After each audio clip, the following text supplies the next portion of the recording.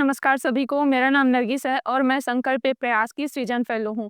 आपने कभी सोचा है कि जब हम जैसे कि मैं स्कूटी से जा रही हूँ कहीं भी अगर या फिर आप जा रहे हो स्कूटी से कहीं भी, रास्ते में अगर कोई कुत्ता बिल्ली आ गया है या फिर सामने से कोई बड़ा गाड़ी आ रहा है, आपको रुकने के लिए जगह नहीं मिल रहा है, तो आप अचानक से किसी जगह पर ब्रेक लगाते हो। तो आप अचानक से वहीं पर ही क्यों रुक जाते हो? आपने कभी सोचा है ये? तो आपने पता लगा लिया होगा कि आज का हमारा टॉपिक क्या है, हम क्या पढ़ने वाले हैं। तो आज का हमारा टॉपिक है घर्षण।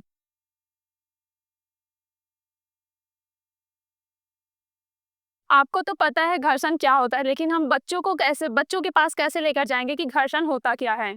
तो जो हमें रुकावट को जो अनुभव हुआ, वही क्या है हमारा घर्षण है। और उसी तरह हम देखते हैं कि घर्षण बल क्या होता है। तो घर्षण बल क्या होता है, हमेशा गतिशील वस्तुओं के बीच ये जो घर्षण बल लगता है और ये जो घर्षण बल होता है, वो हमेशा विपरीत दिशा में ही लगता है। जैसे कि एक और टेबल है और टेबल के ऊपर में हमने एक पुस्तक रखा है या फिर बॉक्स रखा है। तो जैसे कि मैंने एक डायग्राम बनाया है, एक टेबल बनाया है और टेबल के ऊपर में मैंने एक बॉक्स रखा है। बॉक्स रख सकते हैं या फिर हम एक बुक्स वगैरह ले सकते हैं। जैसे कि ये बॉक्स है, इसको मैं आगे बढ़ा रही हूँ, तो ये जो टेबल है वो अपना बल लगाएगा और ये जो बॉक्स है वो अपना बल लगाएगा। कैसे लगाएगा? हमेशा विपरीत दिशा में बल लगाए। ये इधर की ओर बल लगाएगा और ये इधर की ओर बल लगाए। तो क्या घर्षण क्या है? जो रुकावट का अनुभव होता है या एहसास होता है, वो क्या है? हमारा घर्षण। और इन दोनों के बीच में जो गतिशील वस्तु है और उनके बीच में जो लगने वाला बल होगा, वो क्या है? हमारा घर्षण बल। ये घर्षण बल जो होगा वो हमेशा विपरीत दिशा में ही लगता है।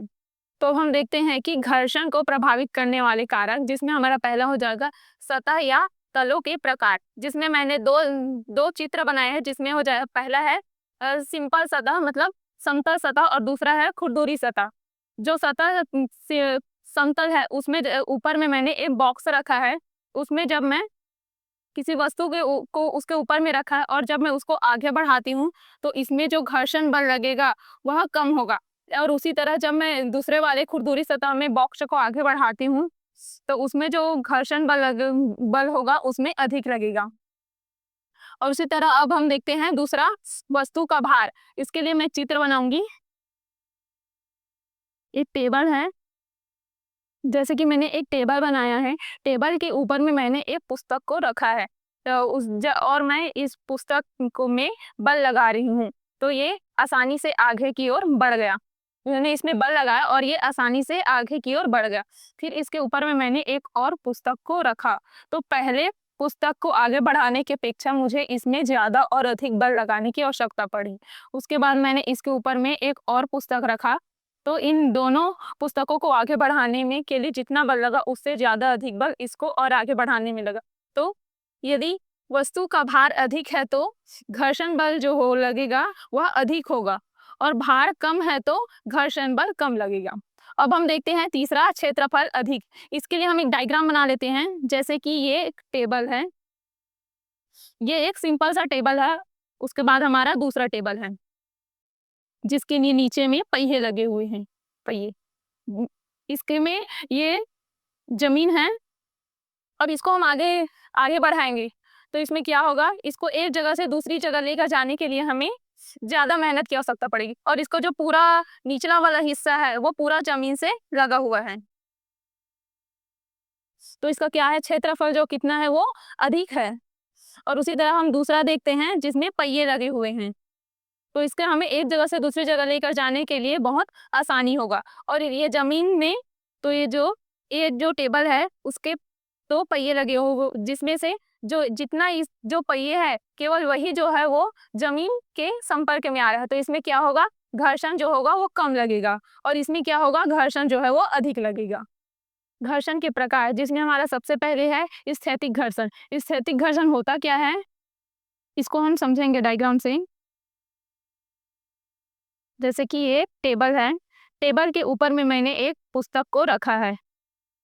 ये तब तक आगे नहीं बढ़ेगी जब तक इसमें मैं कोई बाह्य बल नहीं दूंगी। जब तक इसमें कोई बल आरोपित नहीं करेगा तब तक ये आगे नहीं बढ़ेगा। तो ये क्या हो जाएगा? हमारा स्थैतिक घर्षण। अब हम देखते हैं हमारा दूसरा, गतिज घर्षण। तो गतिज घर्षण क्या होगा? जब कोई सतह किसी वस्तु के संपर्क में आती है तो हमारा क्या होगा? गतिज घर्षण। जैसे कि ये एक फर्श है, उसके ऊपर में मैंने एक बॉक्स को रखा है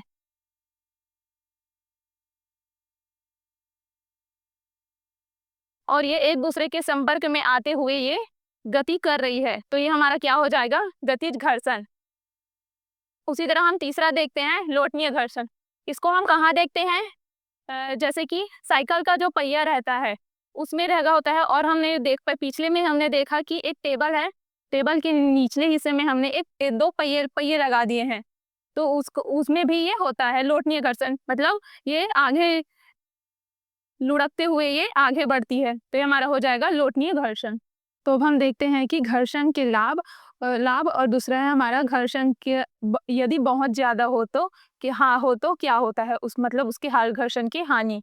तो हमारा पहला हो जाएगा घर्षण के लाभ में चलने में मदद करता है। जैसे कि घर्षण में लाभ है कि चलने में मदद करता है, हम एक जगह से दूसरी जगह आसानी से जा पाते हैं। दूसरा हमारा हो जाएगा वस्तु को पकड़ने में मदद करता है। घर्षण है तभी हम किसी भी वस्तु को पकड़ पाते हैं, एक जगह से दूसरी जगह लेकर जा पाते हैं। तीसरा हो जाएगा हमारा वाहनों को नियंत्रित करने में मदद करता है। जैसे कि हमने शुरू में ही बात किया था कि हम जैसे कि अ, स्कूटी से कहीं जा रहे हैं और रास्ते में अगर कोई चीज़ आ गई तो हम अचानक से ब्रेक मार रहे पर ब्रेक लगा रहे हैं, तो ये हम लगा रहे उसमें हम क्या कर रहे हैं? वाहनों को नियंत्रित करने में ये जो घर्षण है वो मदद करता है।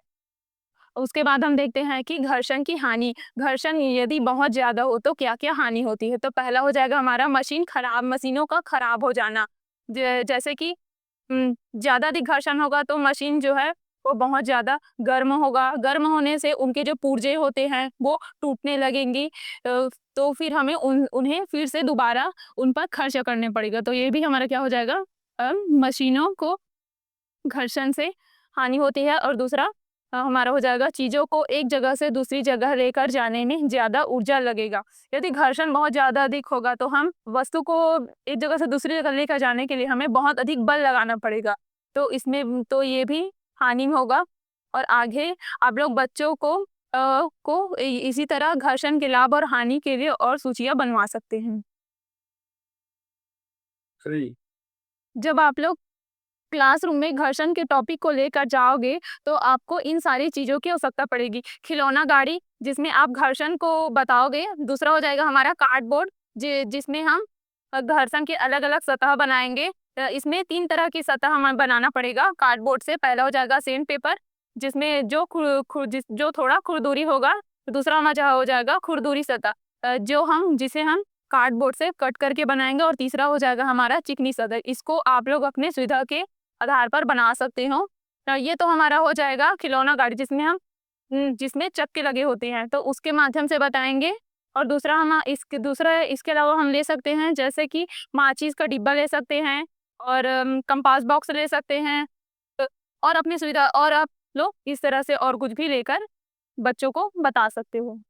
इसी तरह आप बच्चों से और भी इनकी सूचियाँ बनाने के लिए कह सकते हैं। उम्मीद है कि आपको ये टॉपिक अच्छे से समझ आया होगा। अगर नहीं समझ आया होगा तो आप कमेंट बॉक्स में पूछ सकते हैं। धन्यवाद।